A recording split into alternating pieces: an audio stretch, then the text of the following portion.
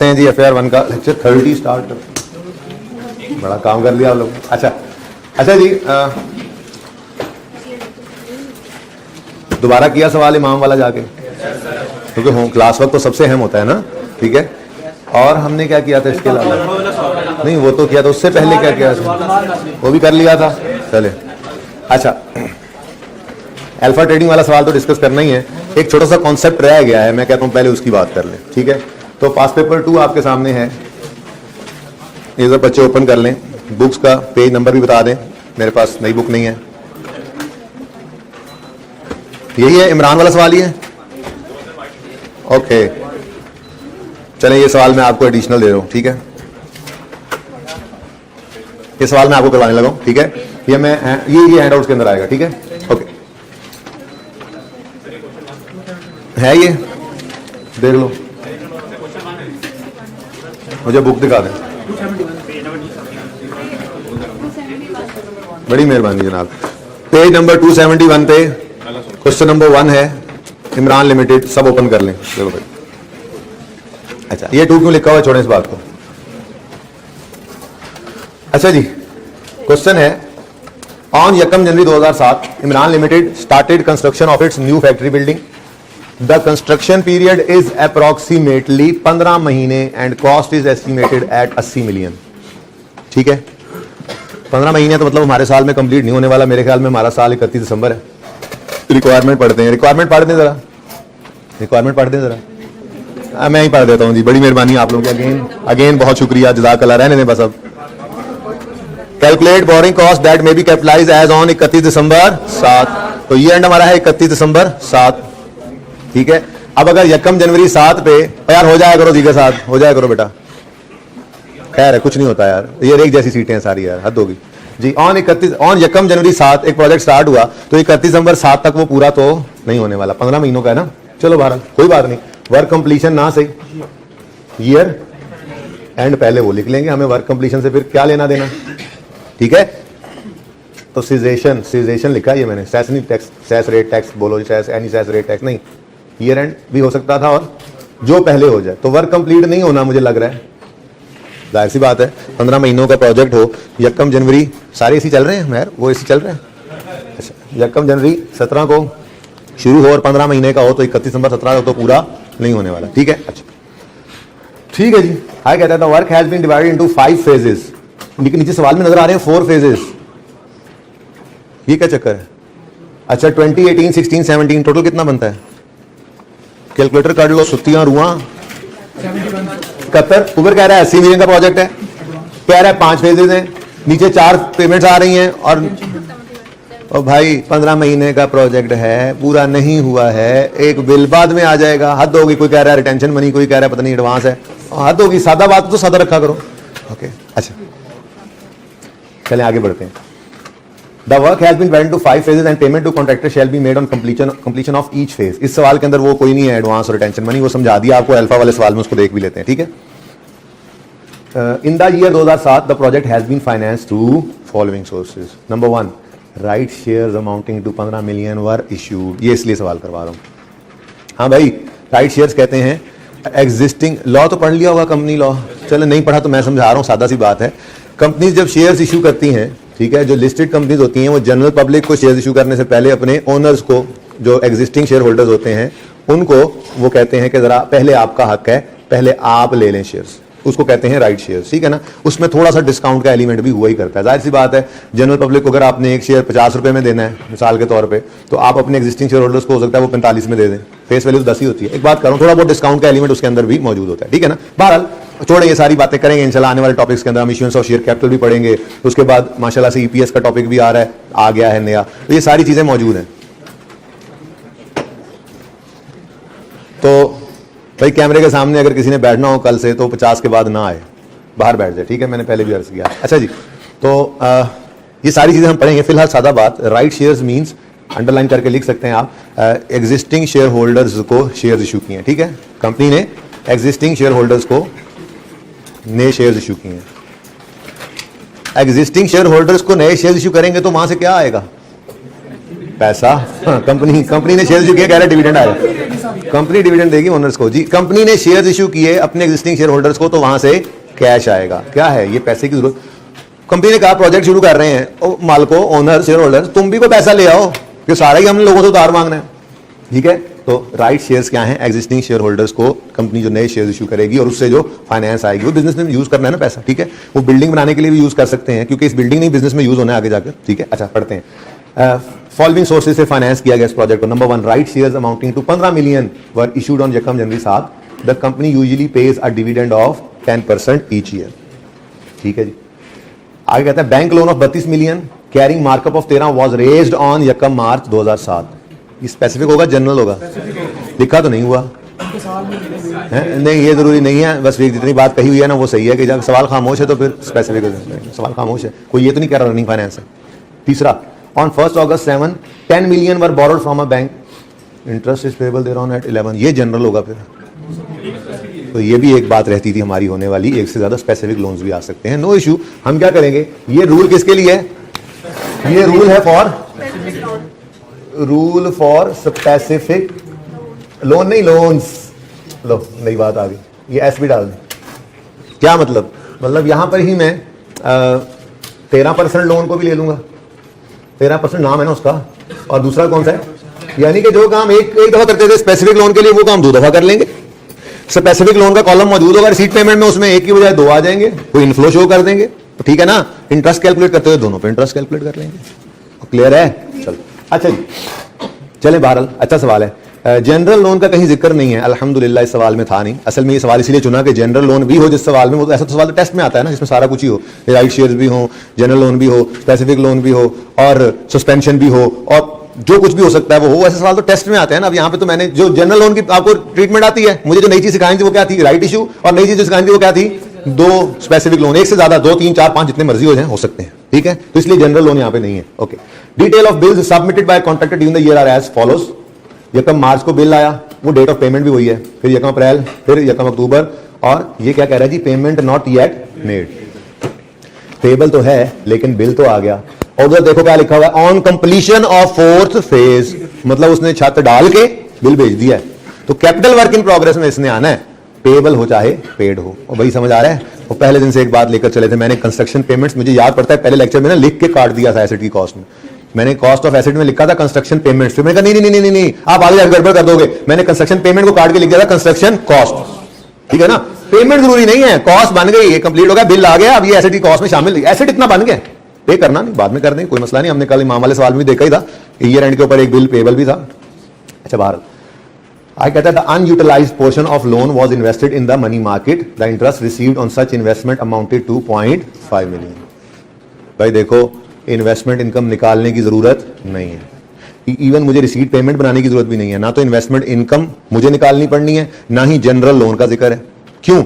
जो investment income निकालते हैं वो फिगर ही उसने निकाल कर दे दी है। लेकिन मैं चलो स्टार्ट कर दूंगा आपको रिसीट पेमेंट, क्योंकि मुझे राइट शेयर की ट्रीटमेंट भी तो सिखानी है जरा, इसलिए मैं आपको दिखा दूंगा कि भाई देखो, फिर मैं कहूंगा देखो यार कोई जरूरत है ये काम करने की, तो फिर बाद में मैं काट दूंगा, लेकिन उसमें ये हो जाएगा कि रिसीट पेमेंट में राइट शेयर्स के साथ ट्रीटमेंट क्या करना है वो हमें समझ आ जाएगा। ठीक है, सवाल ये छोटा इसलिए लिया ताकि कॉन्सेप्ट भी समझ आ जाए, टाइम भी बच जाए और आगे मूव कर सकें। ओके, आगे कहता है ऑन यकम जून 2007 building control authority issued instructions for stoppage of work on account of certain discrepancies in completion plan. Routine suspension. Her building में ये BCA वाले आ जाएंगे, वो कहेंगे नहीं हर बिल्डिंग के अंदर, नहीं ऐसा नहीं होता भाई, ये कोई उन्होंने वायलेशन कर रखी है, कोई कंप्लीशन प्लान के अंदर उनके जो है वो डिस्क्रिपेंसी है, तो वो हुकूमत ने आकर रोक दिया, अथॉरिटी ने रोक दिया आगे। The company filed a petition in court and the matter was decided in company favour on 31 July. During this interim period construction work remain suspended. यकम जून 2007 से 31 जुलाई 2007 तक 2 महीने तक काम रुका रहा। और कौन सी स्टॉपेज है? तो नॉन रूटीन है, तो फिर बटे लगाते हुए फासला रखना और मंथ्स। जिंदगी आसान है, बोरिंग कॉस्ट खत्म है मेरी तरफ से, आज तो पक्का ही खत्म है, ये राइट शेयर रह गए थे बस। ठीक है अब तो बस टेस्ट में ही आप देखेंगे सवाल। अच्छा जी, सवाल शुरू करें। अब 2 लोन्स हैं, चलो एक काम कर लेते हैं, यहां बैठे बैठे मैं ये काम तो कर लूं। जो ये 13% वाला लोन है, ये किस दिन आया? लोन रिसीव्ड यकम मार्च 2007 पर। भाई एंड वालों नजर आ रहा है, कोने वालों तीनों चांद तारो। ओके, यकम मार्च 2007, ठीक है जी। फिर वर्क स्टार्टेड, वो तो हो गया था यकम जनवरी 2007 में। ऐसा भी तो हो सकता है, देखो ना, इसीलिए तो लेटर रखते थे, मैंने पहले दिनों में ये बात नहीं करवाई थी, इसलिए तो लेटर डेट लेते हैं। देखो आप कहो जी यकम जनवरी से काम शुरू हो गया, इंटरेस्ट की कॉस्ट को कैपिटलाइज करना शुरू कर दो। मैं कह रहा हूं यार लोन आया ही नहीं है, इंटरेस्ट दिया ही नहीं है, तो कौन सा इंटरेस्ट कैपिटलाइज कर रहे हो? तो ऑटोमेटिकली ये लेटर ऑफ वाला ना आपके हर पॉसिबिलिटी को सही कर देता है। ठीक है, अच्छा फर्स्ट पेमेंट किस दिन हो रही है जी?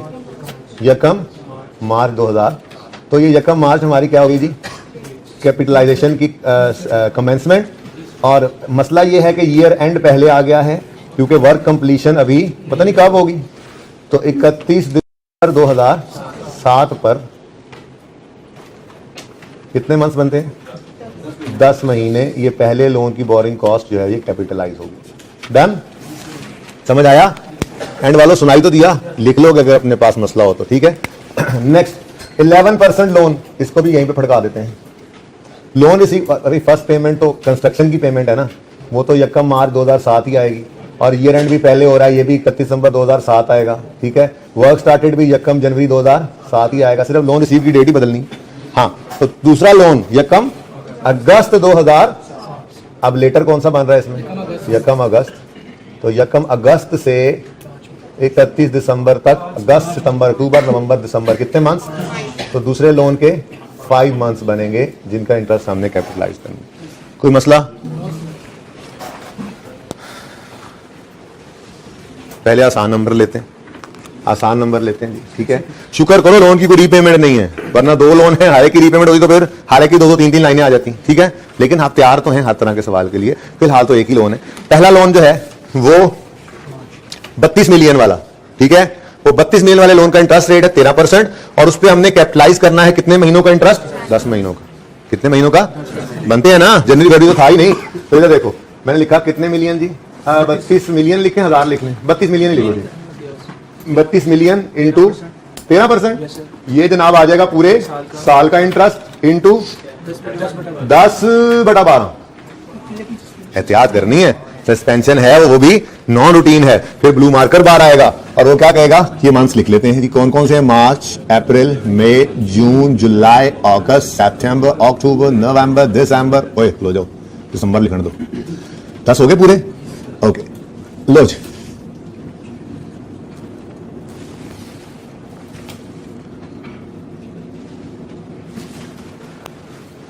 डन। नेक्स्ट लोन, उसकी ए अमाउंट है 10 मिलियन और उससे इंटरेस्ट है 11% और कितने महीने? 5 महीने उसको कैपिटलाइज करना। वो जरा वर्किंग दूर होगी माजरत। ठीक है, तो 10 million into 11% into 5/12। Very good, excellent ji. कौन कौन से मंथ्स हैं? अगस्त, सितंबर, अक्टूबर, नवंबर से दिसंबर। डन जी। अब सवाल यहां पूरा हो जाता है, क्यों? क्योंकि इन्वेस्टमेंट इनकम की अमाउंट उसने दे दी है। The unutilised portion of loan was invested in money market. The interest received on such investment amounted to 0.5 million. कोई इंटरेस्ट रेट वगैरह उसने नहीं दिया कि हम खुद निकालते, बल्कि उसने इन्वेस्टमेंट इनकम की अमाउंट दे दी है 0.5, जो माइनस होगी इसमें से। ठीक है ना? और सही है, लेकिन मैं फिर भी रिसीट पेमेंट बनाऊंगा, उसकी वजह कुछ और है। पहले सवाल पूरा कर ले सवाल पूरा। आप कहोगे नहीं हो सकता है जनरल लोन की तरफ जाए काम, तो चेक कर लेते हैं पेमेंट्स जरा चेक करना। अच्छा चलो बना ही लेते हैं रिसीट पेमेंट, चेक क्या कर लेते हैं, बना ही लेते हैं, नंबरिंग करो, आ जाओ। हाँ जी, यकम जनवरी 2007 को राइट इशू हुआ, पहला काम यही हो रहा है। उसके बाद जनवरी गुजर गया, फरवरी गुजर गया, मार्च आ गया। यकम मार्च 2007 को लोन आया और साथ में यहां पर एक पेमेंट भी हो गई। और कुछ यकम मार्च को कुछ हो तो नहीं रहा? यकम मार्च को और तो कुछ नहीं हो रहा, पक्का? चलो, तो ये 2A, ये 2B। ठीक है, फिर पूरा मार्च गुजर गया, पूरा अप्रैल नहीं गुजर सका। यकम अप्रैल को 3rd पेमेंट आ गई। फिर अप्रैल गुजर गया, फिर मई गुजर गया, फिर जून जुलाई में कुछ हुआ था? अच्छा जून, वो तो बेटा अगस्त में लिया ना, वो अगस्त में लिया ना, वही तो कह रहा हूं, अगस्त तो आने दे। अभी अप्रैल गुजर गया, फिर मई गुजर गया, फिर जून जुलाई में कुछ हुआ था?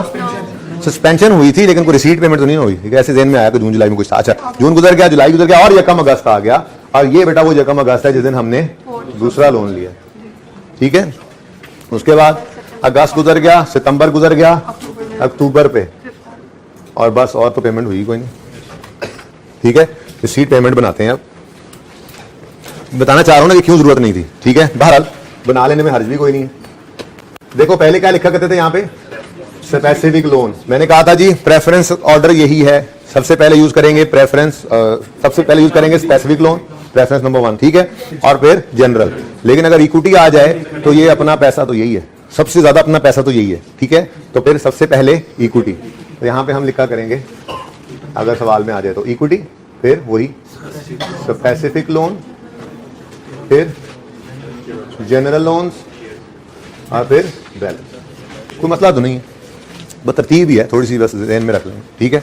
अच्छा अब नंबरिंग से, यकम जनवरी 7 राइट शेयर इशू किए 15 मिलियन के। आप कहोगे जी ये लेटर से ना शुरू कर दें, वैसे टेंशन कोई नहीं है, लेकिन अपने उसूल पे कायम रहते हैं, ठीक है। लेटर डेट क्या है वैसे हमारी, यकम मार्च है ना, तो यकम मार्च लिख लो, यकम मार्च 2007 है। 2 महीने उनकी लेटर देखी जाए तो फिर अगस्त नहीं बनती अगर रूल फॉर स्पेसिफिक। बस यार इसको स्टार्ट करना है ना हमने, रिसीट पेमेंट को, तो दूसरे की लेटर से करें तो पहला किधर जाए फिर। हाँ वो आप मैं बता रहा हूँ ना, ठीक है, पहले के लेटर से शुरू कर लेना। असल में सिर्फ इसकी वजह ये है, हालांकि यहाँ पे इसकी जरूरत भी कोई नहीं है, मैं यकम जनवरी से बना सकता था, लेकिन एक उसूल बताया हुआ है। वजह क्या है कि ये ना हो खुदा ना खास्ता आपका काम शुरू ही ना हो, आप लोन पहले लें और उसकी इन्वेस्टमेंट तो हो ही जानी है, तो उसको एसएडी कॉस्ट में माइनस ना कर दें। एक सवाल में समझाया भी था, ठीक है ना, एक सवाल में आप कर भी गए थे, क्लास वाले सवाल में पहले महीने को इधर ले आए थे। तो इसलिए मैंने कहा था उसूल बना लो, लेटर से शुरू करना है, और वो लेटर कौन सा है, अगर 2 लोन है तो पहले वाले का, ठीक है। राइट शेयर्स ऑलरेडी इशूड है जी, वो कहता है जी ये भी पैसे प्रोजेक्ट के लिए इस्तेमाल किए, ऊपर लिखा हुआ था this project has been financed through following sources, right shares issue किए, ठीक है ना। तो कितना जी 15 मिलियन, ठीक है। अब इसी दिन 2A और 2B भी हो रहा है, वो 1 था, मैं लेटर पे, ठीक है। फिर 2A बैंक लोन भी आ गया, ठीक है, और 2A 2B पेमेंट भी हो रही है, ठीक है। तो यकम मार्च 2007 पर 13%, जरा फर्क हो जाएगा ना, 13% लोन रिसीव नाम है इसका ना। और क्या करते हैं, लोन 1 2 लोन A भी, तो उसने कहा नहीं, तो हमने 13% इंटरेस्ट के रेट के हिसाब से उसका नाम रख लिया, ठीक है। 13% लोन रिसीव हुआ, कितने, अब ये इक्विटी में लिख लेना, ये 32 इधर आ गया, ठीक है ना, सही है। अच्छा अब इसी दिन यकम मार्च 2007 को फर्स्ट कंस्ट्रक्शन पेमेंट हो गई। इससे आसान ही होता है नॉर्मली कि पहले इक्विटी आती है, फिर पेमेंट होती है, फिर लोन आ रहा होता है। बहरहाल कोई बात नहीं, इधर देखो पेमेंट कितनी हुई, 20,000 की, 20 मिलियन की, ठीक है। अब ये देखा तो 15 पड़ा था, तो 20 को रख दिया हमने ब्रैकेट में, 20 मिलियन, ये मिलियन, ठीक है। अब सबसे पहले इक्विटी को इसने यूज किया, इक्विटी हो गई 0, बाकी 5 स्पेसिफिक लोन से निकला, और स्पेसिफिक लोन का बैलेंस अब कितना बच गया 20। आप करना चाहो तो ये काम कर लो इधर, अगर जी हम जो डिब्बा लगाते थे, डिब्बे में 2 केक आते थे, कर लो, नो इशू। बस पहले इक्विटी यूज करना सिखाना था आपको कि देखो इक्विटी पहले यूज हुआ, ठीक है। 27 मैं सारा ही बना देता हूं, जरूरत नहीं है इसकी, बारह बना लेते हैं। फिर बता दो यकम मार्च के बाद, यकम अप्रैल पे 18, 1 अप्रैल 2007 सेकंड कंस्ट्रक्शन पेमेंट कितनी 18 है मौजूद, बैलेंस कितना बच गया 9। बड़ा पसंद है इसको ये लफ्ज। फिर उसके बाद 4 नया लोन आ गया, तो बोलो यकम अगस्त पे 11% है, ये 11% लोन रिसीव हो गया भाई। देखो भाई, देखो ध्यान से, पहली बार हो रहा है कितने मिलियन का, ये स्पेसिफिक लोन में पॉजिटिव शो हुआ, और ये यहां पे बन गया, क्योंकि देखो इधर पहले से कमेंसमेंट हो चुकी है ना, इसलिए हमने पहले वाले की लेटर यूज कर ली। अब तो प्रोजेक्ट चल रहा है, तो उसके अंदर तो जितनी इन्वेस्टमेंट इनकम आएगी वो उसके अंदर कैपिटलाइजिंग, ठीक है ना। अच्छा ओके जी, 19 हो गया।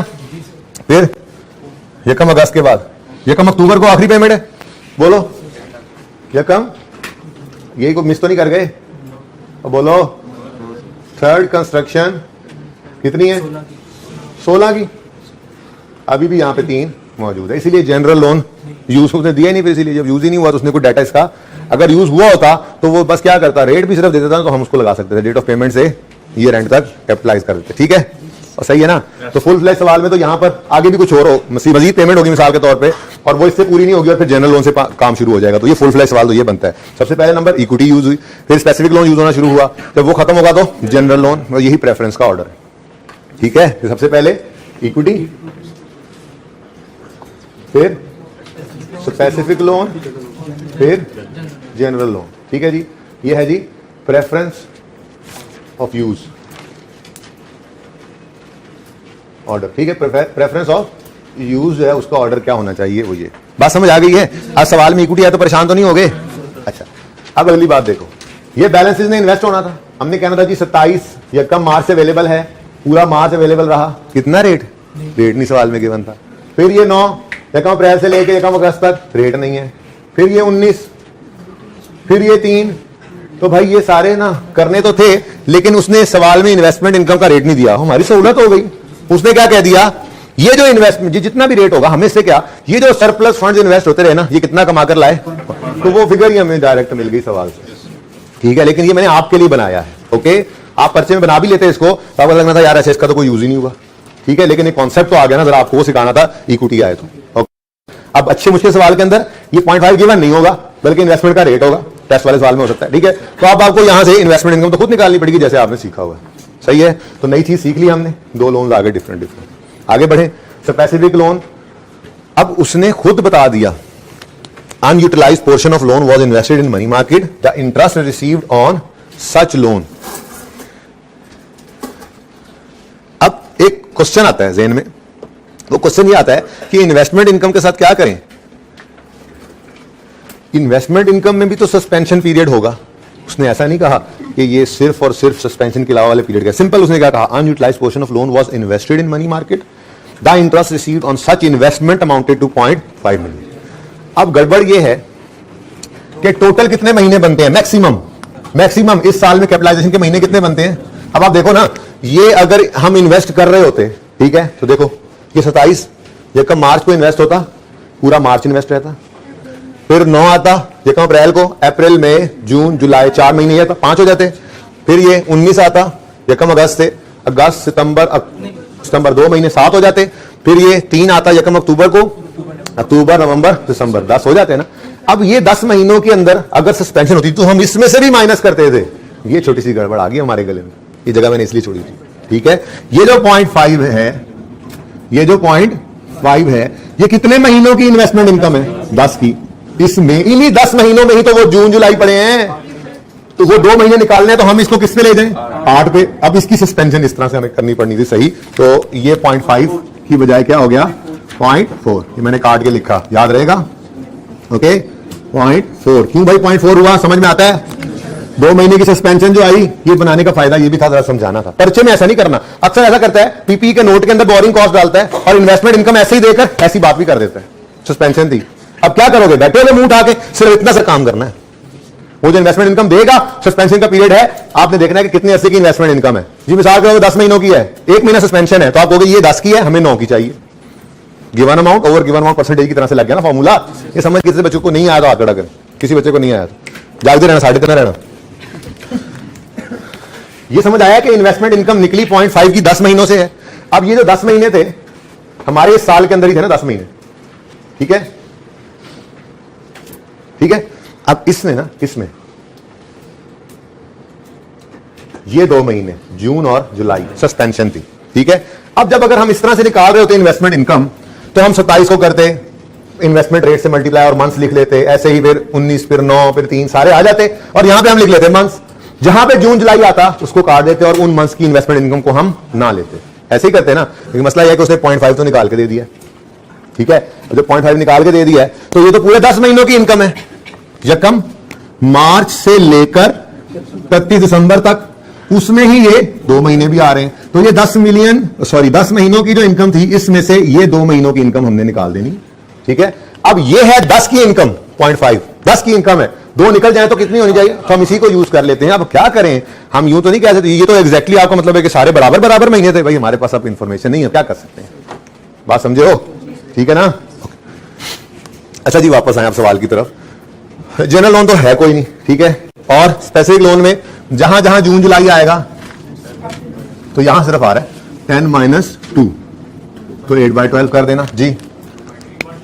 ये 32 × 13% × 8/12 प्लस 10 × 11% टू 5/12, बोलो 3.23 है, 2 ही कर लो यार। ठीक है, अच्छा 2.8 आ गया। ये माइनस था, सॉरी 2.8 कितना 2.8। अच्छा नेक्स्ट, कोई जनरल लोन पे इंटरेस्ट है? एक चीज तो भूल ही गए, राइट शेयर अमाउंटेड टू पंद्रह issued the company usually pays the dividend of 10% each year. तो एक नई चीज आज आ गई, new thing is dividend on equity, dividend on भाई इधर देखो सारे, equity is not debt, it is not borrowing, so its cost is not borrowing cost, never ever. कभी भी इक्विटी को आपने, इक्विटी देखे दो तरह से फाइनेंस रेज करती हैं कंपनीज, जो आपने ओनर से मांग दिया बैंकों से, जो लोगों से उधार, ठीक है।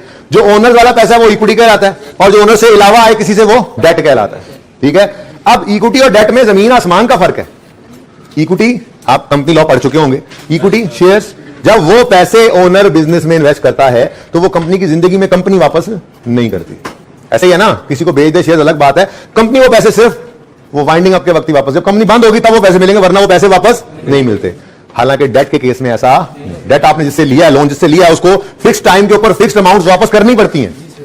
ऐसे ही जो आपने इक्विटी इन्वेस्ट की होती है किसी कंपनी में, उस पर पक्का डिविडेंड नहीं आता, ज्यादा प्रॉफिट हो तो ज्यादा आ जाता है, थोड़े हो तो थोड़ा आ जाता है, कभी कभी नहीं भी आता, इसलिए तो वो हलाल है, ये आराम है, ठीक है, कारोबार है ना वो, ठीक है। तो डिविडेंड बोरिंग कॉस्ट, जब इक्विटी बोरिंग ही नहीं है तो डिविडेंड बोरिंग कॉस्ट भी नहीं है। और निशानी क्या है डेट की? निशानी ये है कि डेट का आना और उसका वापस होना, ये फिक्स्ड डेट पर fixed amount, fixed cash flow जा रहे होते हैं, प्लस इंटरेस्ट भी जो होता है उसके ऊपर वो तय होता है, इतने % इंटरेस्ट हर साल जाएगा फलां डेट को, या महीने के बाद लेंगे, या 6 महीने के बाद लेंगे, साल के बाद लेंगे, बात समझ रहे हो।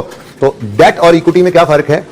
डेट में आउटफ्लोज जो होते हैं वो प्री डिफाइंड होते हैं, इस दिन पैसे वापस जाने हैं और उस पर इतना इतना इंटरेस्ट भी है, तय होता है। जबकि इक्विटी के अंदर ना तो पैसे जो आए हैं वापस जाने हैं, ना ही डिविडेंड कोई फिक्स होता है। तो जब इक्विटी डेट है ही नहीं, equity is not borrowing, therefore dividend is also not a borrowing cost. तो ये कभी भी आपकी इस वर्किंग के अंदर नहीं आ सकता। वो तो मैंने पहले दिन ही कह दिया था आपको, हमारी वर्किंग पूरी हो गई है भाई। ये लिख के काटना प्लीज आज, ठीक है ना, क्योंकि आज इक्विटी आई है, आज ही सवाल में आई है, फिर तो टेस्ट में आनी है, ठीक है। तो इक्विटी जिस सवाल में आ जाए, कंफ्यूजन हो सकता था, ठीक है, कि यार इसके जो डिविडेंड है वो इस कंपनी ने पैसे रेज किए, बैंक से लोन लिया, उसकी कॉस्ट है इंटरेस्ट। कंपनी ने पैसे रेज किए ओनर्स से, शेयर्स इशू करके पैसे लिए, तो उसकी कॉस्ट है डिविडेंड। ये इक्विटी की कॉस्ट डिविडेंड है, लेकिन इक्विटी बोरोइंग नहीं है, ठीक है। तो उसकी कॉस्ट डिविडेंड है, वो बोरिंग कॉस्ट भी नहीं है। अब वो डिविडेंड कहां आता है? रिटेन्ड अर्निंग में आता है, इनिशियल स्टेटमेंट इक्विटी में पढ़ेंगे, ओके भाई, सही है। तो सवाल हुआ हमारा मुकम्मल, बहुत सारी बातें सीखी, काम तो थोड़ा सा रही था। आज हमने ये देखा अगर इक्विटी आए तो प्रेफरेंस ऑर्डर में वो नंबर 1 है, पहले उसको यूज करेंगे और फिर कोई पैसे मजीद इस्तेमाल होंगे तो स्पेसिफिक लोन की तरफ जाएंगे। अच्छा स्पेसिफिक लोन ना होता तो पहली दफे जनरल लोन पे चले जाते हैं, वो तो मैंने पहले सीखा हुआ, ठीक है, सही है। उसके बाद इक्विटी इज नॉट आ, ये बिल्कुल लिख लो ऐसे ही काट के ना, इसको ऐसे स्टार लगाओ और अपने पास सफे पे लिख लो, equity is not a borrowing. फर्क है ना, है तो एक लिहाज से बोरोइंग है भी सही, लेकिन ये वो बोरोइंग नहीं है जिसको डेट कहते हैं हम, ठीक है ना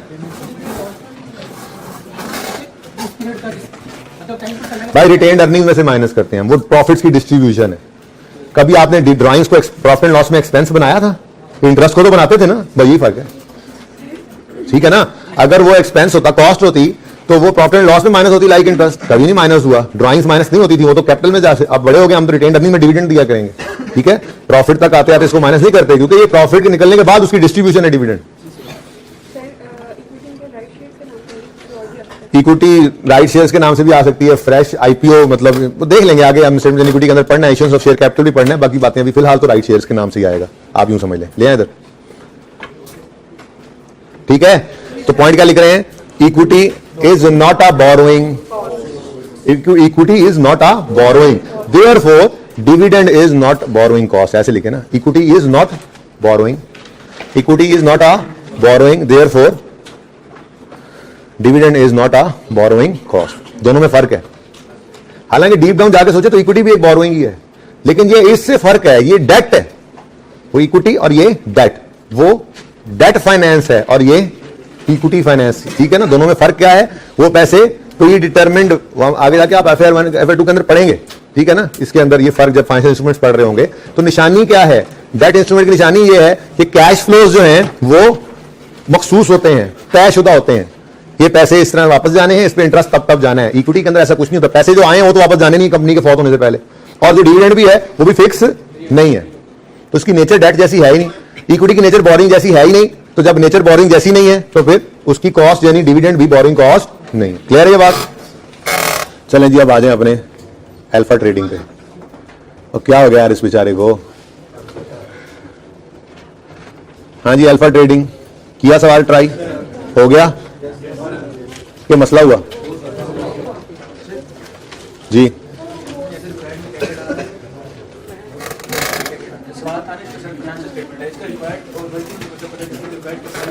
अंकल लिखा हुआ फाइनेंशियल स्टेटमेंट एक्सट्रैक्ट बनाओ तो एक्सट्रैक्ट बनाने हैं। हाँ जी, उस तक पहुंचने के लिए आप जितनी मर्जी वर्किंग करें, जो डायरेक्ट करना डायरेक्ट करें। यार ये मिटा दो, तस्वीर खींचने वालों को खींच ली होगी उन्होंने।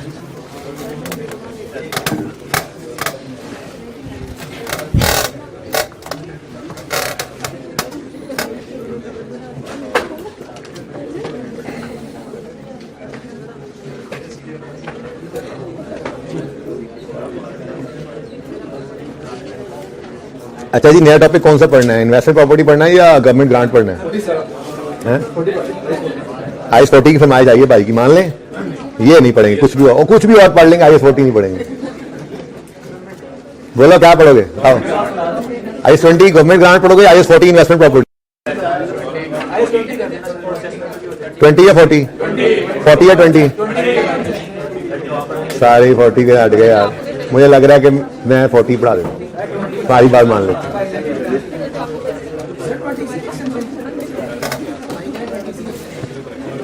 क्या मतलब एक्सटेंशन है? किसकी एक्सटेंशन है? उसका नाम गवर्नमेंट ग्रांट एंड असिस्टेंस है, इसका नाम बोरिंग कॉस्ट है। कैसे एक्सटेंशन है यार? हद होगी यार, एम ही एक्सटेंशन है। ओके जी, देख लेते हैं। दिल तो मेरा इन्वेस्टमेंट प्रॉपर्टी भी कर रहा है वैसे। कितने बजे कहते हैं गवर्नमेंट ग्रांट शुरू करना है? हाथ खड़ा करें। गवर्नमेंट ग्रांट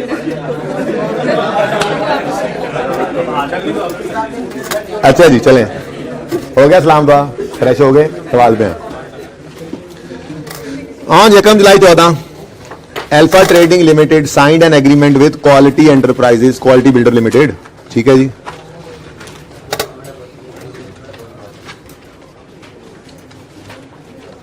और for construction of an office building at a cost of 500 million. Construction commenced on 1 July 14। Year and है हमारा 31 दिसंबर 14। ठीक है जी, तो कंस्ट्रक्शन कमेंस हुई है जी 1 जुलाई 14 पर। ठीक है, 500 मिलियन का प्रोजेक्ट है and is plan to complete on 30 June 16। ओए हो, 1 जुलाई 14 हमारे साल में शुरू हुई कंस्ट्रक्शन, 31 दिसंबर 14 पे हमारा साल हो जाना है एंड। ऐसे ही है, फिर ये तो 31 दिसंबर 15 में भी खत्म नहीं होना और 31 दिसंबर 16 वाले साल में जाकर प्रोजेक्ट खत्म होना है। तो ठीक है, कोई मसला नहीं, हमारे साल में कैपिटल वर्क इन प्रोग्रेस आता रहेगा। आई कहता था payments made to builders were as follows, और पेमेंट गिवन थी, पेमेंट गिवन थी, नेट पेड गिवन था।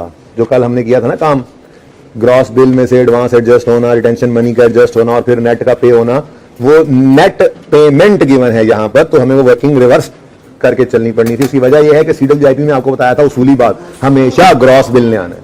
CWIP में हमेशा ग्रॉस बिल ने आना है। ठीक है जी, the progress bills were paid after deduction of advance and retention money at 10 and 5% of the gross amount of bill respectively. Retention money is to be refunded on completion of warranty period of 1 year from date of completion of building. पहली बात, हम खड़े होंगे 31 दिसंबर 2014 पे। एक तो जो retention money हमने लिया वो 31 दिसंबर 15 पे भी वापस नहीं होना, बल्कि 30 जून 16 पर बिल्डिंग कंप्लीट होनी है और उसके एक साल बाद 30 जून 17 पे जाके वापस होना है। तो 31 दिसंबर 14 में खड़े होकर तो नॉन करंट लायबिलिटी है। तो रिटेंशन मनी भी आपका कहां पे आना था? नॉन करंट लायबिलिटीज में। ठीक है, यही किया था, retention money non current liabilities में लिखा था। कितने बजे अटेम्प्ट करके आए ये सवाल? ट्राई किया था। ये पास होने वाला, आप देख लो भाई, देख लो देख लो देख लो।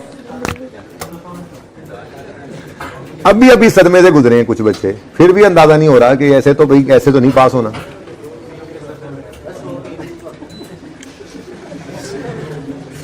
आज तो खुशी का दिन है, मैच है हमारा, दुआ करो। आज तो बच्चों को कुछ किया भी ना, डांट भी नहीं रहा बच्चों को। ये ना हो कोई बच्चा मेरी डांट से गुस्से में आके पाकिस्तान को बदवा दे दे। बुखार है उनको?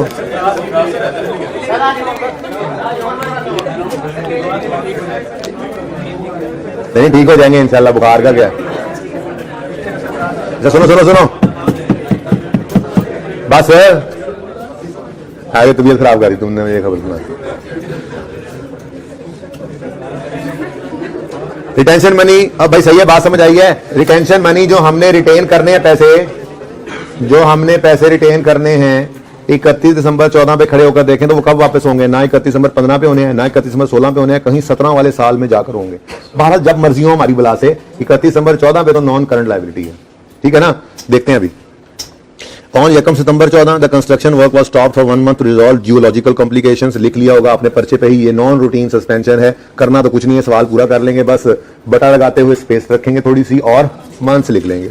थोड़ा एक्स्ट्रा काम करना पड़ता है ना, जाहिर है उन्होंने नंबर भी तो रखे होंगे ना इस सस्पेंशन के, तो उसके लिए थोड़ा सा काम भी तो बनता ही है, इतना टाइम तो बनता ही, 1 आध मिनट उस पर लग जाए। उसके बाद the construction cost has been finance from following sources. Bank loan of 100 was obtained. अब ये सवाल, ये स्पेसिफिक लोन है, ठीक है, क्योंकि उसने बताया नहीं, वैसे ऑब्टेन भी किया 1 जुलाई को और बताया भी नहीं कौन सा लोन है, तो स्पेसिफिक ही हुआ ना। एक्जिस्टिंग फाइनेंस फैसिलिटी, ये जनरल लोन है। Surplus funds are invested in a saving account at 7% per annum. ATL computes finance cost on monthly basis. बड़ी मेहरबानी जी, शुरू करें सवाल। तो सबसे पहले तो बोर्ड को मिटाया जाए।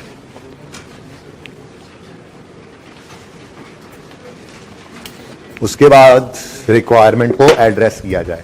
रिक्वायरमेंट इज, बताओ बताओ बताओ, पढ़ो पढ़ो, कोई रिक्वायरमेंट पढ़ दो मेरे लिए।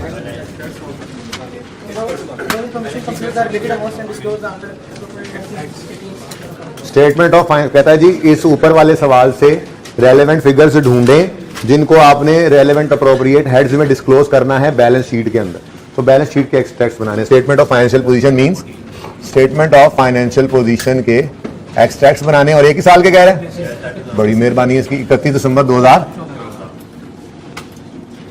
तो यहां पे तो हम बना लेंगे अपनी बैलेंस शीट।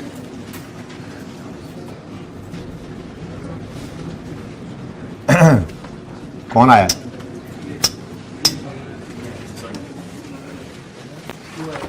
क्यों आया? अच्छा जी, शुरू करते हैं जी सवाल। अब अपनी तरतीब पे वापस आते हैं। आपको पता ही है हमारी कुछ वर्किंग्स इस सवाल के अंदर हमें बनती हुई नजर आ रही हैं। जो बनती नजर आ रही है वही बनाएंगे। Boring cost to be capitalize वाली वर्किंग बनेगी, बनेगी नहीं बनेगी? फिर इन्वेस्टमेंट रेट आ रहा है और जनरल लोन भी आ रहा है। शुक्र है वो एक है, रेट कैपिटलाइजेशन का एवरेज निकालना पड़ेगा, पहले से अवेलेबल है, लेकिन रिसीट पेमेंट स्केड्यूल भी बनेगा।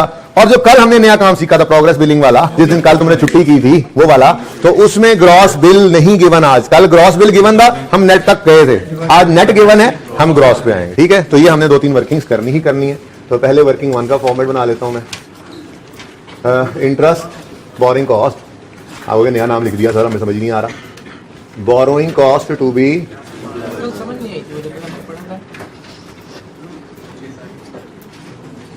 और साईं फिर समझ नहीं आई तो मैं क्या करूं फिर? मुझे पता है इसने कल छुट्टी ली थी। लोन प्रोसेसिंग मदद तो आया ना इसको।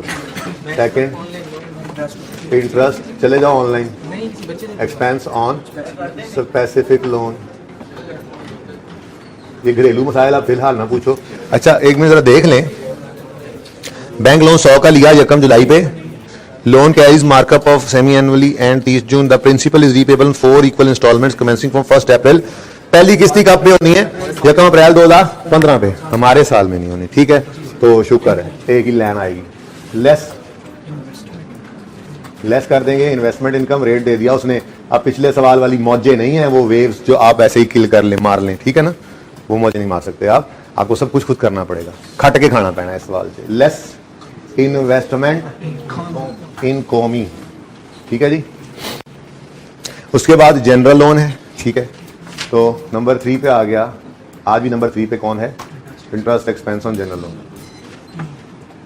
इक्विटी होती तो वो आ जाता बस वो चौथे नंबर पे, चौथे number. Never never, okay. Interest expense on general loan, ठीक है जी। मिलियंस में सवाल है, मिलियन में ही करें फिर। अच्छा अगर मिलियन का सवाल हो और ऐसे 10, 15, 20, 50 इस तरह की फिगर्स आ रही हो, यानी कि सिर्फ डबल फिगर तक हो, तो फिर डेसिमल के बाद 2 डिजिट्स यूज कर लिया करो। बस आज के बाद ऐसा कर लेते हैं। कभी कहा होगा 1, लेकिन अब से 2, ठीक है ना। मिलियन में सवाल करना है बेशक करो, ठीक है। अगर छोटी फिगर से है तो ना मिलियन होता 500 मिलियन 600 मिलियन, फिर तो खैर है। लेकिन अगर सवाल में फिगर दी जाए वो 70, 50, 100, 10, 20, 15 ऐसी आ रही हो, तो एहतियातन 2 डेसिमल तक चले जाएगा, ठीक है ना। ओके तो रुपीज़ इन मिलियन ही कर लेंगे जी, ठीक है। यहाँ क्यों लिखें, वो हम यहाँ पे लिख देंगे रुपीज़ इन मिलियन। ये मैं लिख रहा हूँ यहाँ पे रुपीज़ इन। वैसे तो पता है क्या, मैं यहाँ पे भी लिख सकता था, मैं यहाँ पे भी लिख सकता था, लेकिन चले मैंने बोर्ड पे लिख दिया। ओके, अच्छा, उसके बाद यहाँ पे इसलिए मैंने लिखा कि टाइम क्यों ज़ाया करें, बस ठीक है।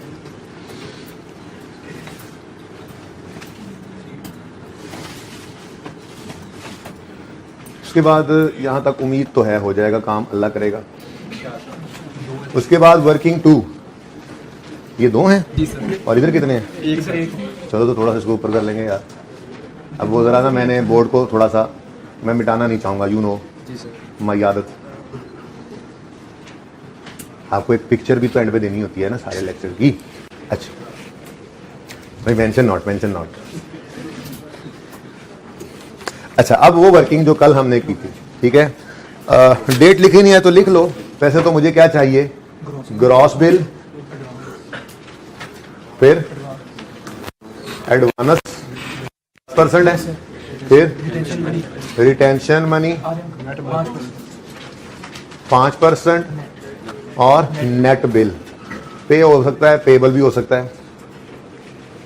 नजर आ रहा है सबको? ये ऑनलाइन वालों को भी सही नजर आ रहा होगा। अच्छा, लिखा जरा छोटा छोटा क्या ना। हाँ जी, द पेमेंट्स मेड वर इतने इतने इतने, ये क्या है जी, नेट पेमेंट। और अगले ने उसने बताया the progress bills were paid after deduction of advance and retention money of 10 and 5%। मतलब ये जो पेमेंट है ये आफ्टर डिडक्शन ऑफ 10% एडवांस है और 5%, मतलब ये 85% है ना। ठीक है, तो हमें क्या करना पड़ेगा, हमें ग्रॉस बिल पे जाने के लिए, देखो ये ऐसे मामला ऐसे कि ये जो 79.9 है, आप हो गए एडवांस भाई। एडवांस नेट नोट कोई नहीं होता। किस एडवांस की एंट्री कल आपको सिखाई थी, ये क्या है, advance to contractor debit cash credit 50 से, ठीक है। यहां पे कोई नहीं वो रिटेंशन मनी वगैरह, वो तो दे देंगे। अब इस एडवांस को एडजस्ट करने की बारी आगे आनी, ठीक है। तो फर्स्ट प्रोग्रेस बिल कौन सा जी, फर्स्ट प्रोग्रेस बिल। शुक्र है उसने ये नहीं कहा बिल की। एक सवाल ऐसा भी कैश में आ सकता है, ठीक है, क्या यहां पे लिखा हुआ हो बिल डेट, क्या लिखा हो, बिल गेट्स नहीं, बिल डेट लिखकर नीचे लिखा हो all bills are paid after 15 days of their receipt. तो फिर पेमेंट डेट आपको निकालनी पड़ेगी, ऐसे के कॉलम ऐड करके अपने पास कहीं रफ कॉपी में, कहीं बुक में, पर्चे के ऊपर भी कर सकते हो। तो you can expect the unexpected in test. Okay जी, ओके। बहरहाल इस वक्त क्या हो रहा है, ये 50 को तो साइड पे कर दें, ठीक है। सॉरी यार, इंग्लिश होगी थोड़ी सी। ये 79.9 नेट पेमेंट है फर्स्ट प्रोग्रेस बिल की। तो फर्स्ट बिल गेट 79.9, ये क्या है, ये 85%। और ये क्या हुआ करता है, ये 100% में से 10% एडवांस माइनस होता है, रिटेंशन मनी 5 माइनस होता है, तो फिर ये 85 पे पहुंचता है, ठीक है। अब अपना फॉर्मूला जिंदाबाद, बचपन से पढ़ते आ रहे हैं, given amount divide by given amount percentage into required amount percentage. तो भाई करो भाई, 79 को डिवाइड करो 85 से, मल्टीप्लाई करो 100 से, 94। 9.4 एडवांस की एडजस्टमेंट हुई है, 4.7 रिटेंशन मनी की। इसका आंसर यही आना चाहिए, 79.9। समझ आई? तो आज हम रिवर्स चले ऐसे, ठीक है। कल हमें यह बिल दिया हुआ था, हम यहां तक आए थे इमाम वाले सवाल में, ठीक है। सेकंड बिल प्रोग्रेस बिल 100.3 का, ठीक है। डेटे हेटे देख लेंगे उसकी, इनवाइस डेट क्या है वो देख लेते हैं। 100.3 दिल तो कर रहा है एंट्रीज भी करूं इस सवाल की, देखते हैं आज खत्म ही कर दें इसको, नया कल ही शुरू कर लें टॉपिक जी। 118 100.3 divided by 85 multiplied by 100 is equal to 108 11.8 5.9 कहानी खत्म। बिल्ली 2 दे बस, चैलेंज ये भी हो गया काम। अच्छा ऐसे दिल कर रहा है मेरा, मैं ये एंट्रीज वैसे ही करना है, दिल कर रहा है थोड़ा सा, मतलब यहाँ नजर आएगा भाई ऑनलाइन वालों को, इनकी खैर है, इनकी खैर है, मतलब कि आप लोग तो एडजस्ट करके देख सकते हैं। यकम नहीं, हाँ इनवॉइस उसने भेजी 20 जून को, बिल भेजा उसने, एडवांस दे दें, हमने यकम जुलाई 14, इनवॉइस के आने पे कोई एंट्री नहीं की, यकम जुलाई 14 पे पेमेंट की, हमने एंट्री पास की, एडवांस टू ठेकेदार डेबिट, कैश क्रेडिट 50 से,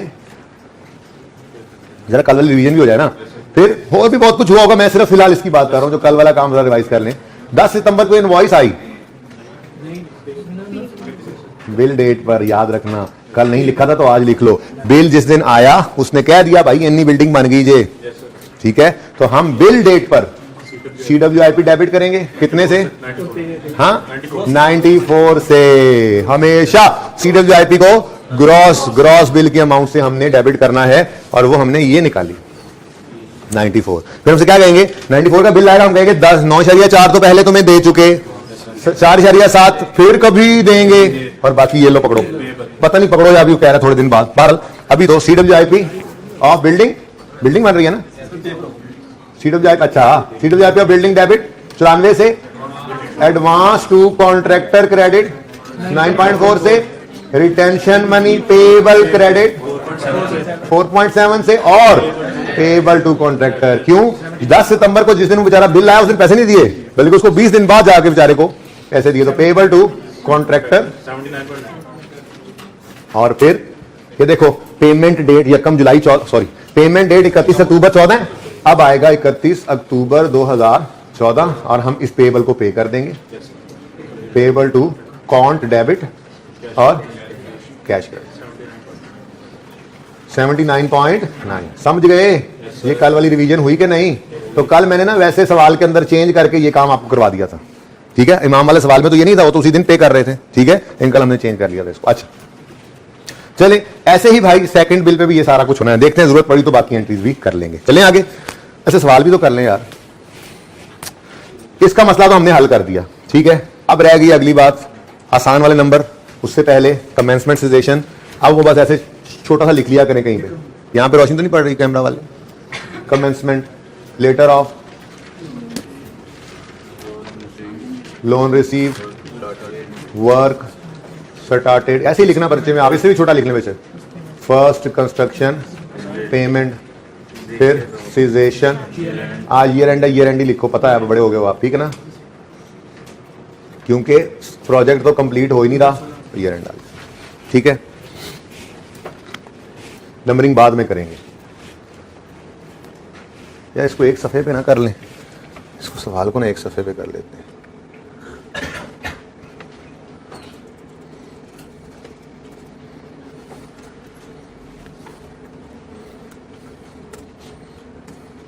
लो भाई, थोड़ा सा इसका साइज छोटा कर लेते हैं सवाल का, हाँ मुझे पता है नजर आ रहा है, लेकिन अभी मजीद थोड़ा सा गुंजाइश है, हम बड़ा कर सकते हैं सवाल, नजर आ रहा है। अब इस सवाल को ये है कि बदलना नहीं पड़ेगा, नंबरिंग सब कुछ कर लेंगे, ठीक है। अच्छा, ऑन यकम जुलाई 14 alpha sign an agreement, construction commenced on यकम जुलाई 14, वर्क स्टार्टेड यकम जुलाई 14, ठीक है, and is plan to complete on 30 June 16, इसलिए माजरत के साथ यहाँ पे 31 दिसंबर 14 हमने लिख लिया। अब हम क्या करें उस 16 के एंड का, ऐसे ही करते थे ना, okay. The payments made to builders, पहली पेमेंट यकम जुलाई, भाई यकम जुलाई 14 को पहली पेमेंट हो रही है, ये कंस्ट्रक्शन की ही पेमेंट है, बिल ही नहीं, कंस्ट्रक्शन की पेमेंट। एडवांस किसको दिया है? ठेकेदार को ही दिया है, कंस्ट्रक्शन के लिए दिया है, तो फर्स्ट कंस्ट्रक्शन पेमेंट 10 मिलियन, ये 50 मिलियन की यकम जुलाई 14, ठीक है। लोन बाद में रिसीव होगा तो ठीक है, जनरल लोन तो पड़ा है ना, वहां से कर देंगे पेमेंट, ठीक है। अच्छा, उसके बाद ये पेमेंट्स हुई, फर्स्ट बिल्स के बारे में उसने बताया, जो हमने वो काम कर लिया वर्किंग 2 में। अब कहते हैं यकम सितंबर कंस्ट्रक्शन वर्क वाज स्टॉप्ड, यहां पे मैंने लिख लिया नॉन रूटीन स्टॉपेज, ठीक है जी, या सस्पेंशन, ये है तो इसका मतलब कंसिडर, क्या करेंगे, लेकिन कंसिडर करेंगे एंड पे। कंसिडर क्या करते हैं, सवाल करते हुए जगह छोड़ देते हैं थोड़ी सी, बटा लगाते हुए, और मंथ्स लिख लेते हैं बस, उसके बाद फिर एंड पे कंसिडर कर लेंगे इसको। तो इसी तरह से लिख के हमने पर्चे भी रख लिया करना है जब पेपर के अंदर नॉन रूटीन है, ठीक है। The construction cost has been finance from following sources. Bank loan of 100 million was obtained on यकम जुलाई 14। चलो जी, लोन रिसीव भी यकम जुलाई 14 को ही है, ठीक है। उसके बाद उसके आगे कहानी और एग्जिस्टिंग रनिंग फाइनेंस और सरप्लस फंड। लो जी, कहानी खत्म।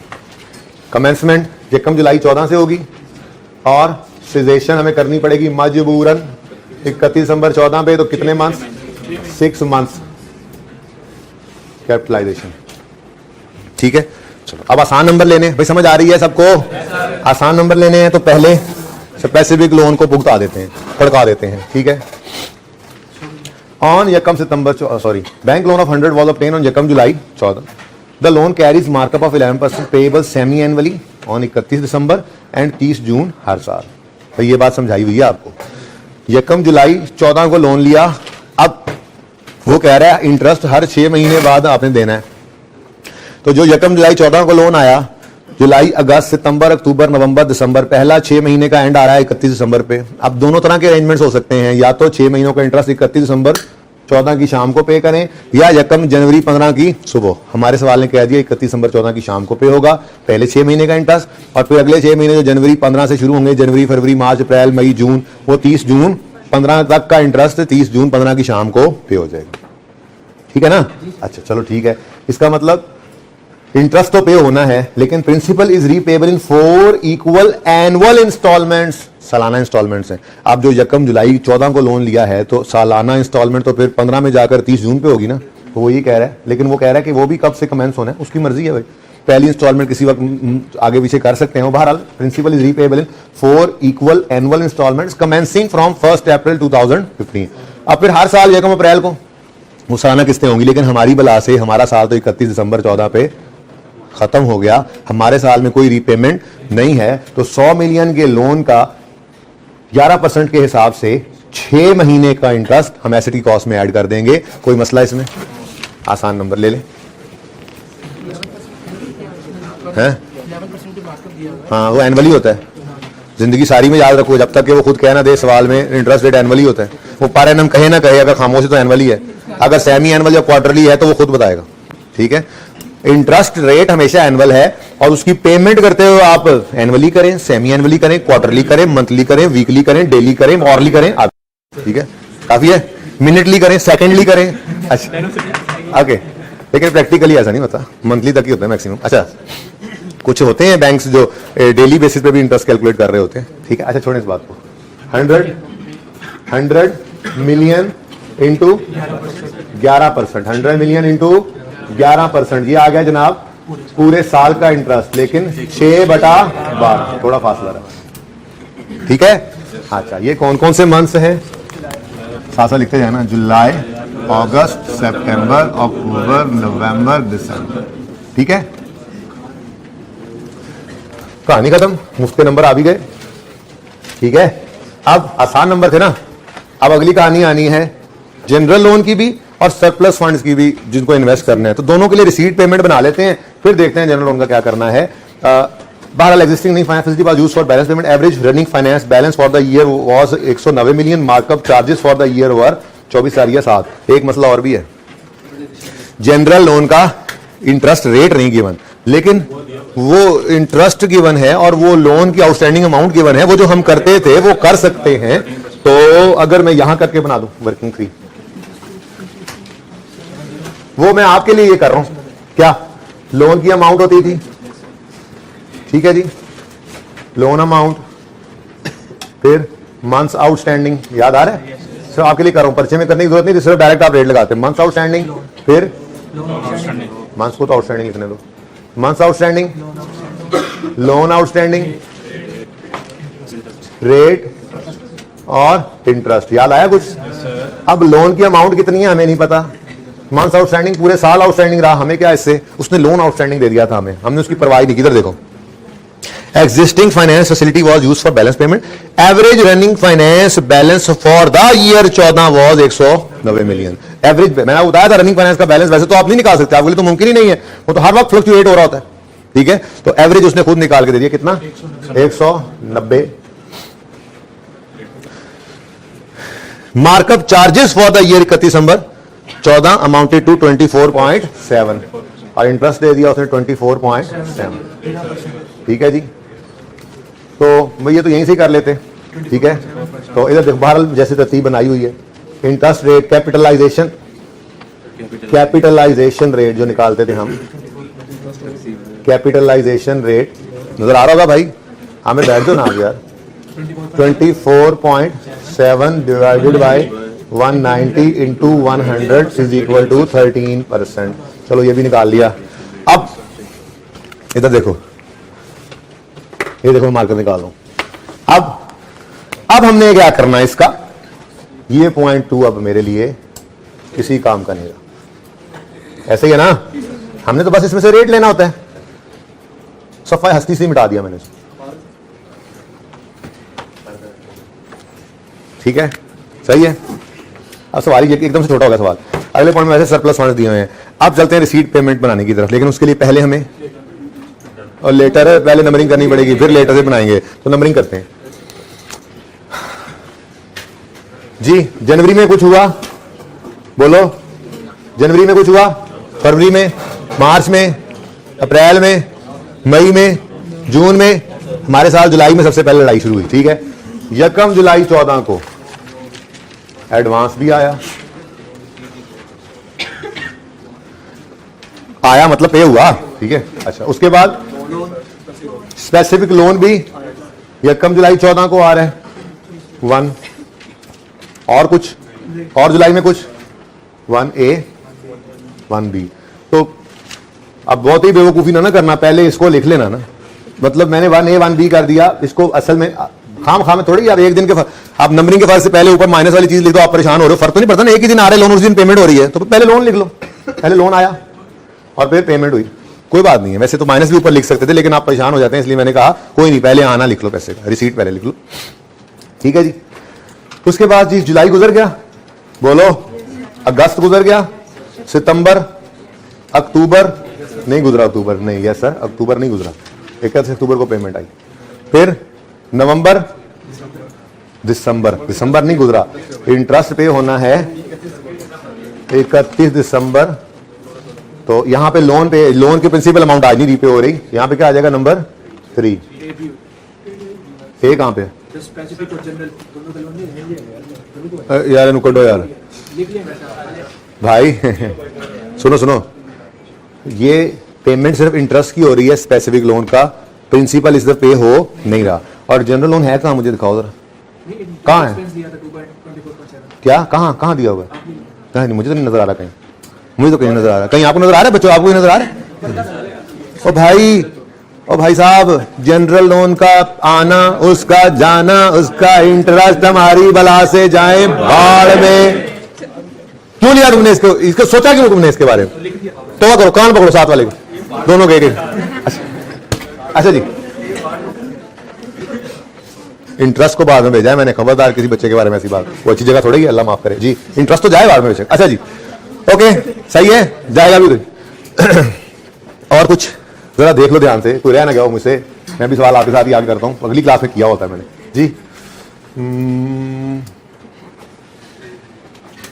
ओ ये तो लिखा ही नहीं, 1 जनवरी हमारे साल की पेमेंट ही नहीं है, मुझे 1 जनवरी 15 पे। तो बिल डेट की वजह से इधर देखो, मैं ये काम भी कर ही दूं। सेकंड बिल आया होगा किस दिन भाई, 30 दिसंबर 2000।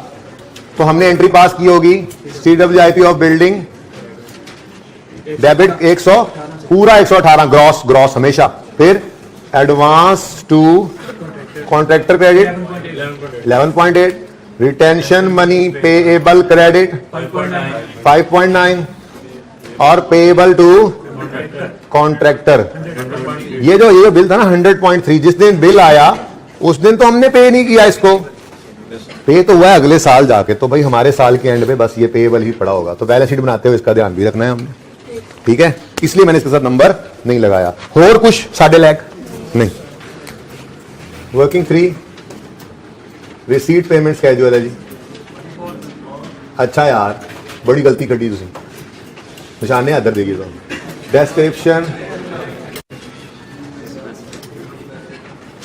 स्पेसिफिक इक्विटी तो है नहीं, स्पेसिफिक लोन, जनरल लोन और बैलेंस। SLGL भी लिख लेना आप परिचय में, कोई वर्किंग है हमारी। ये देखो मैं मार्कर निकाल रहा हूँ, मुझे नहीं देखना, ठीक है। अच्छा जी, आ जाए मिलके नंबरिंग से शुरू करते हैं। हाँ जी, 1A लोन आया और 1B एडवांस पे कर दिया। लोन 100 का आया, यकम जुलाई 14 को, एडवांस 50 का पे हो गया। लेटर से शुरू करते हैं और लेटर डेट भी यही है, यकम जुलाई। तो यकम जुलाई 14 लोन रिसीव्ड 100 और यकम जुलाई 14 फर्स्ट कंस्ट्रक्शन पेमेंट नहीं लिखना, ना लिखो, एडवांस पेड लिख दो। कितना? 50। इसके एक में से 50 निकला, बैलेंस में चला गया, इन्वेस्ट होगा। 1A 1B हो गए, बोलो 2 पे आओ।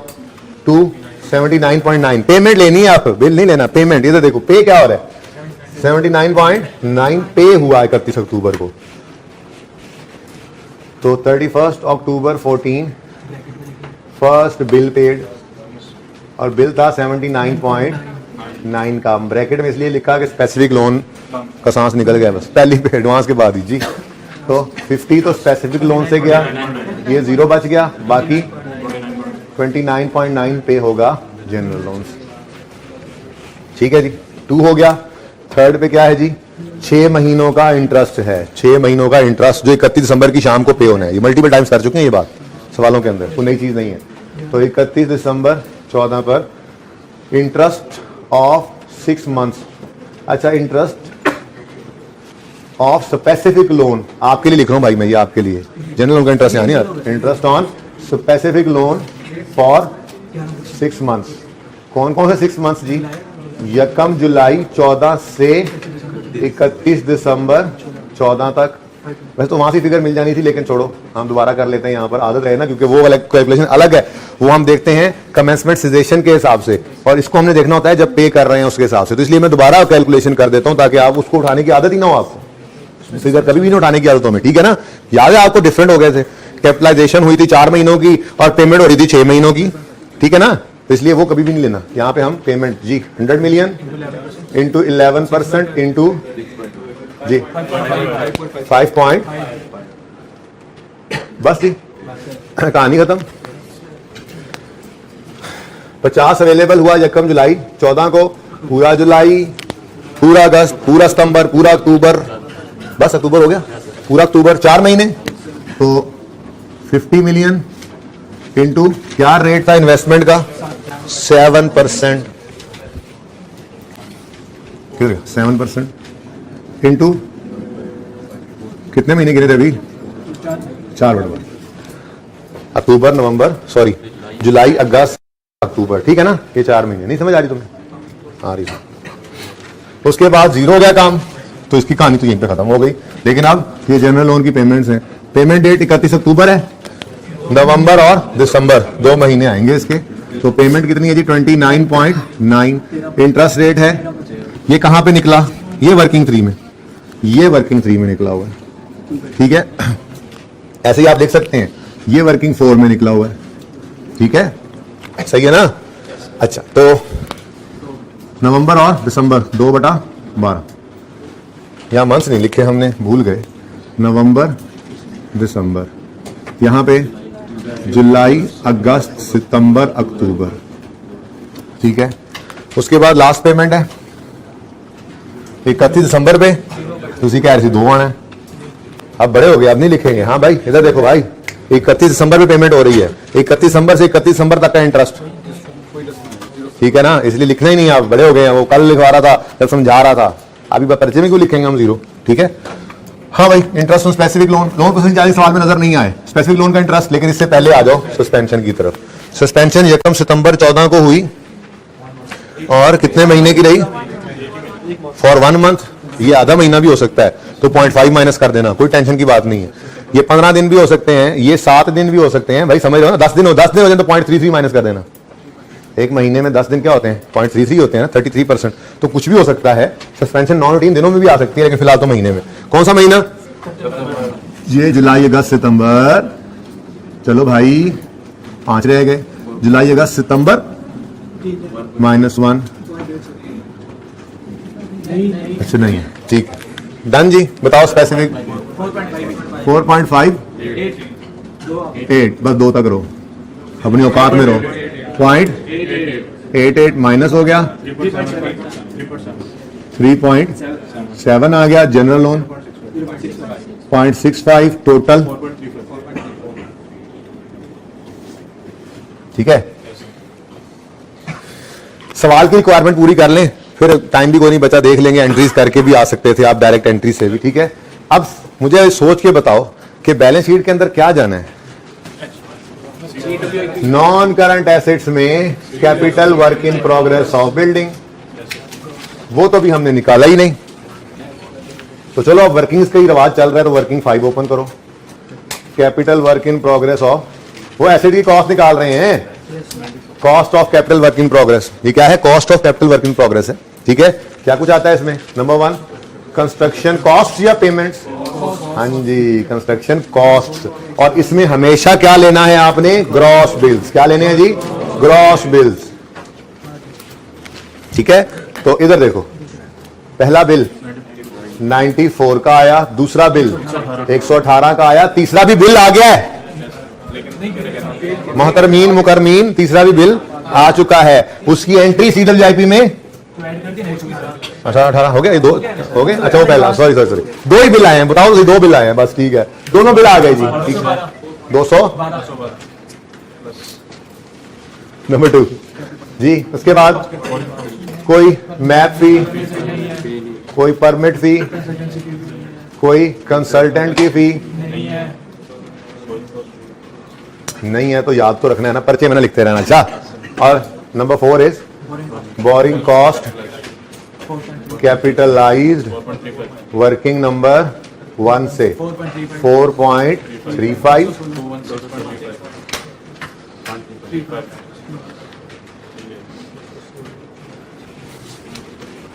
अच्छा एक मिनट, ये CWIP को डेप्ट तो कर ले भाई, इधर से लगा दे बस, इसी साइड में हूं। डेप्ट तो नहीं होना ना, शुक्र शुक्र है। तो यही इसकी बुक वैल्यू है फिर 216.35 वर्किंग पार्ट।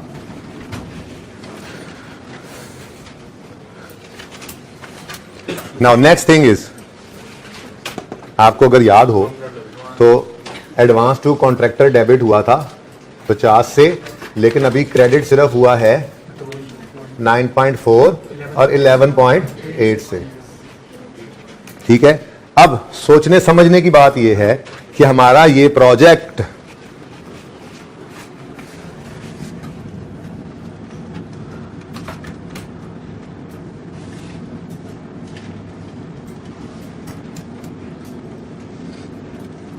इधर शुरू हो रहा है जी 1 जुलाई 14 पर, ऐसा ही है। और वो कह रहे हैं ये खत्म होगा जाकर 30 जून। अब इधर जो एडवांस दिया था, कितना दिया था? 50 का, उसमें से 2 माइनस हो गए, एडजस्टमेंट्स हुई और एक फिगर आ गई। ये फिगर अगले कितने अरसे में एडजस्ट होनी है? कुछ तो करंट में, कुछ नॉन करंट में। अब अगर तो फ्यूचर का डाटा गिवन होता, मतलब अगले 1 साल में कितने बिल्स आने हैं, ताकि पता लगता कि उसमें एडजस्ट कितना होगा, उसके अगले में कितने आने हैं, तो हम इसको करंट नॉन करंट में बाइफरकेट करते। लेकिन हमारी मजबूरी ये है कि डाटा गिवन नहीं है, तो इसको या करंट में रख लो या नॉन करंट में रख लो, और एक नोट दे देना, in the absence of information this advance can not be bifurcated into current and non current. देखो ना, हर बिल में से 10% एडजस्ट होना है ना। अब अगले बिल पर देखो, पहले 2 बिल बराबर नहीं आए, अगले बिल पता नहीं कैसे कैसे आएंगे, इसने कैसे कैसे एडजस्ट होना है, कितना इस साल में होना है, कितना इस साल में होना है तो सही इसने करंट और नॉन करंट पोर्शन दोनों, लेकिन मजबूरन क्या कर लो, इसको नॉन करंट में शो कर दो, करंट में शो कर दो, किधर भी कर दो, लेकिन नोट जरूर लिख देना सवाल के अंदर कि इसको in the absence of information हम नहीं बाइफरकेट कर सकते between current and non current, ठीक है। अच्छा 50 का आया था एडवांस डेबिट कैश क्रेडिट, बोलो। अब पहली एंट्री हुई capital work in progress debit, advance 9.4 से क्रेडिट। और अगली चीज भी कर लेना, वो कल पढ़ा दी थी जिन्होंने छुट्टी की, उन्हें क्या पता, retention money payable non current liability क्यों है। इस दिन खड़े होकर जितना भी इकट्ठा हुआ है वो इस दिन भी नहीं, बल्कि इस दिन से भी साल बाद जाके वापस होना है, इस वजह से नॉन करंट लायबिलिटी है, ठीक है। ये मैंने एंट्री की हुई है, उधर आपको दिखाई दी एंट्रीज, जरा दिखाएं आमिर भाई उधर कोने पे एंट्रीज, वो पहले जो एंट्री हुई पड़ी है। पहली एंट्री देखें 94 से CWIP debit, advance credit 9.4, retention money credit 4.7 और पेबल या कैश क्रेडिट हो जाता है, ठीक है ना, वापस लें। तो CWIP डेबिट हो गया, मैंने डायरेक्ट फिगर निकाल ली। एडवांस क्रेडिट 9.4 से, रिटेंशन मनी पेबल क्रेडिट 4.7 से, ठीक है। और ये जो फर्स्ट बिल वाला पेबल था वो हमारे साल में ही पे हो गया, इसलिए कोई पेबल नजर नहीं आ रहा। इधर देखो, ये पेबल आया था 10 सितंबर को, लेकिन 31 अक्टूबर को ये पे हो गया, इसलिए ये पेबल अब खत्म, ठीक है। नेक्स्ट, ये अगला बिल आया, इस बिल की एंट्री हुई CWIP डेबिट 118 से, ठीक है। फिर एडवांस क्रेडिट 11.8 से, रिटेंशन मनी पेबल क्रेडिट 5.9 से, और 100.3 का जो पेबल है वो हमारे साल में पे, लेकिन साल के फौरन बाद ही पे हो रहा है, तो उसको हम कहेंगे करंट लायबिलिटी, ठीक है। जगह जरा कम पड़ गई है। करंट लायबिलिटी में पेबल टू कॉन्ट्रैक्टर कितना जी? 100.3, ठीक है भाई, ओके, सही है। अच्छा, अब कहानी खत्म, CWIP क्लियर है। एडवांस कितना बच गया? 28.8। पता नहीं कितना करंट में जाना है, कितना नॉन करंट में, होना तो अलग अलग था, लेकिन मजबूरन अब हमें एक जगह शो करना था। करंट में शो कर, करंट में तो ना ही करो, नॉन में शो कर दो, कुछ इसमें करंट पड़ा है, कुछ नॉन करंट पड़ा है, ये बता दो उसको, ठीक है। 10.6 रिटेंशन मनी पेबल, और पेबल टू कॉन्ट्रैक्टर आ गया 100.3। कुछ और? यस, पहली क्लास टीपू वाला सवाल भूल गए हम, टीपू वाला सवाल भूल गए। 100 मिलियन का लोन लिया, ठीक है, 1 जुलाई को, सारे का सारा पेबल है, लेकिन इसमें से 100 का उसने कहा था, 100 की उसने कहा था इंस्टॉलमेंट से प्रिंसिपल की 4 इक्वल इंस्टॉलमेंट, तो 100 की 4 25 की बनती है, तो अगली 25 की इंस्टॉलमेंट 1 अप्रैल, इधर देखो, चलो ये मिटा दिया मैंने जी। हम इधर खड़े 31 दिसंबर 14 पर, 1 जुलाई 14 पर एक लोन लिया 100 का, कुछ भी रीपे नहीं हुआ, तो यहां पर भी 100 है, लेकिन अगले साल 31 दिसंबर 15 से पहले 25 की पेमेंट होनी है इसकी, तो 100 में से 25 करंट है, बाकी तो यहां पे आ गया जी लॉन्ग टर्म लोन। क्या परसेंटेज थी इसकी? 11%, यूं कह दो 11% लॉन्ग टर्म लोन, कितना? 70 ना, ऐसे नहीं, तरतीब हुई। और करंट पोर्शन पहले निकालेंगे ना, current portion of long term loan कितना है जी? 25, ये जो आगे पे हो जाना है 12 महीनों में, यहां आप खड़े हो, ये ठीक है, 25 करंट, और बाकी टोटल में से 25 निकाल दो तो 75 नॉन करंट, ठीक है जी। और अगर कुछ रह गया तो मुझे माफ कर देना, फिर जिंदगी रही तो कल उस पर बात कर लेंगे। इंटरेस्ट पेबल नहीं है जी, इंटरेस्ट साल के आखिरी दिन जो 6 महीने का बनता था वो पे हो गया, ठीक है।